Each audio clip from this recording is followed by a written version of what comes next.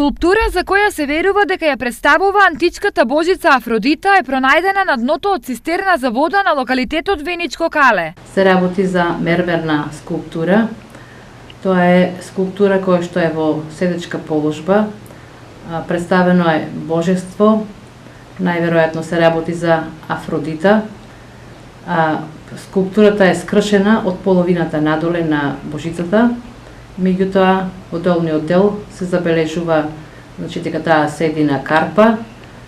Во десната рака држи мало дете на кое се видливи само нозете, другиот дел е откршен и со левата рака таа се подпира на карпата. Локалитетот Цистерна содржи дури 15.000 слоеви на полнење. Скулптурата е пронајдена на подното ниво, значи кажавме дека тоа е во контекст и со други движни материјали, од кои најмногу имаме керамика која што потекнува од периодот на 4-тиот и 3-тиот век. Археолошкиот локалитет Виничко Кале е уникатен по својата содржина, а пронајдените археолошки артефакти се исклучително значаен дел од македонската и светската археологија.